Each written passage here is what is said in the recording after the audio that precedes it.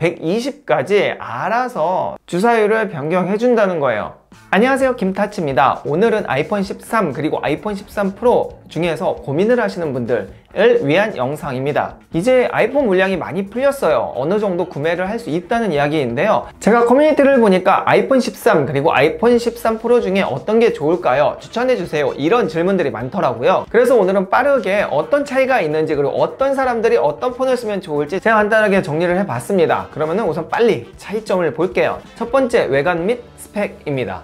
외관 비교를 해보도록 하겠습니다. 이쪽이 프로, 이쪽이 일반이에요. 전체적으로 보면은 크게 다른 건 없습니다. 액정의 크기도 똑같고, 이런 버튼이나 이런 것들도 다 같아요. 한 가지 차이는 이 카메라 섬의 크기인데요, 얘는 카메라가 3개가 있죠. 그래서 좀 커요. 그리고 얘는 2개가 있기 때문에 비교해보면 좀 작습니다. 그 차이밖에 없어요.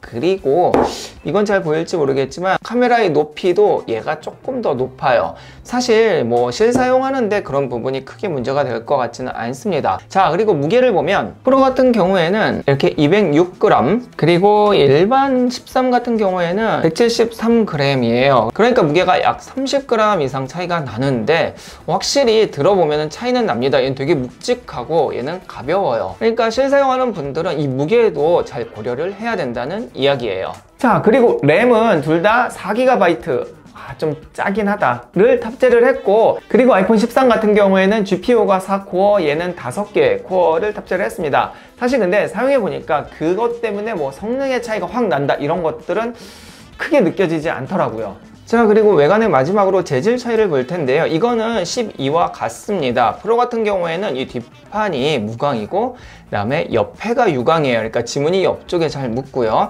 일반 같은 경우에는 뒷판이 유광이에요. 그래서 여기 지문이 너무 많이 묻어요. 물론 이제 옆에는 무광이라서 옆에 지문이 안 묻기는 하는데, 아니면은 서로 좀 선택을 할 수 있는 여지를 좀 주면 좋을 텐데, 아마 재고 문제 때문에 그렇게 하지는 않겠죠. 자, 외관 비교는 여기까지. 자, 다음은 카메라 이야기입니다. 카메라에서 차이가 사실 많이 납니다. 자, 카메라의 개수도 차이가 나지만 성능도 차이가 나요. 13 같은 경우에는 일반 카메라 와이드는 f1.6인데 비해서 13 프로 같은 경우에는 f1.5입니다. 조리개가 살짝 낮아졌고요. 울트라 와이드 같은 경우에는 f2.4인데 프로 같은 경우에는 f1.8이에요. 확실히 조리개가 더 낮아졌기 때문에 심도 표현에도 더 유리하고 빛도 더 많이 받을 수 있는 거죠. 당연히 망원 카메라도 있는데 f2.8이네요. 또한 프로 같은 경우에는 라이다 스캐너를 활용해서 야간 모드가 가능하고, 아쉽게도 13에는 라이다 센서가 없어요. 그 외에 렌즈 개수라든지 이런 것들은 있는데 크게 차이는 안 날 거예요. 그리고 둘 다 센서가 커진 부분도 좋아졌고, 특히 전작에 비해서 센터 시프트 OIS가 적용이 됐다고 해요. 그래서 좀 흔들림 방지 이런 것들이 더 좋아졌다고 하며, 이 부분은 같이 발전이 된 부분이고요. 13은 야간 모드에서 인물사진 모드를 지원하지 않아요. 그래서 어두운 밤에는 인물사진 모드를 찍기가 어렵습니다. 또한 일반과 다르게 프로에서는 프로레스 촬영이 가능합니다. 그 외에 12에 비해서 업그레이드된 부분을 이야기해 볼게요. 우선 시네마 촬영이 가능합니다. 이번에 바이오닉 A15 칩으로 인해서 새로이 시네마 촬영 모드가 생겼고, 또한 전면 카메라에서도 이 모든 기능을 다 지원을 합니다. 그리고 또 하나 좋은 거는 13과 13 미니 같은 성능을 지녔습니다. 스펙이 같다는 이야기이고요.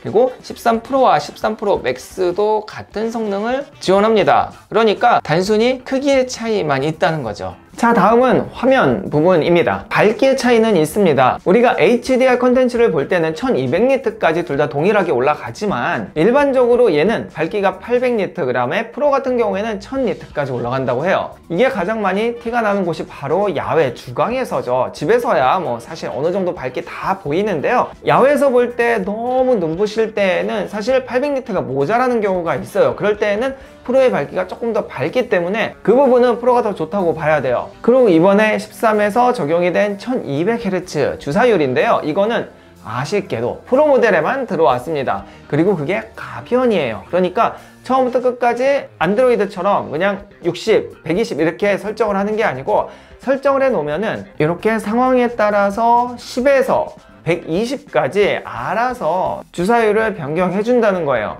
사실 이 부분이 좀 크기는 한데, 아무래도 이게 안드로이드처럼 완전 120에 완전 부드럽지는 않고 가변이기 때문에 사용에 따라서 조금씩 왔다 갔다 하는 부분 때문에 우와 120Hz 너무 좋다 정도는 아닌 것 같고, 이렇게 두 개를 대놓고 비교하면 차이가 나긴 납니다. 아마도 배터리 때문에 그런 것 같아요. 120으로 계속 놔두게 되면 배터리가 많이 닳겠죠. 그래서 배터리 시간을 늘리기 위해서 또 애플의 기술이 접목이 된 겁니다. 여튼 프로에만 프로모션 기능이 들어갔다는 점이 차이점이 되겠네요. 그럼 정리를 해보도록 하겠습니다. 13, 그 다음에 13 프로 과연 어떤 분들이 어떤 걸 쓰면 좋을까요? 우선 13 프로부터 이야기를 해보면은 카메라를 많이 쓰는 사람들, 왜냐하면 망원 카메라가 있잖아요. 저도 카메라 촬영 많이 하는데 이 부분 무시할 수 없습니다. 그리고 두 번째는 좀 눈이 편하게 프로모션 기능이 필요한 분들, 뭐 필요하다기보다는 있으면 너무 좋으니까, 예를 들어서 안드로이드에서 넘어오신 분들은 사실 이거 포기 못할 거예요. 이게 뚝뚝뚝뚝 끊기면은 좀 답답하거든요. 그래서 두 번째는 이 120Hz 주사율, 세 번째는 동영상 부분이죠. 바로 프로레스 지원입니다. 물론 이제 128에서는 지원 안 하지만 더 많은 용량에서는 프로레스를 지원을 하고 동영상의 그런 퀄리티가 훨씬 좋아지기 때문에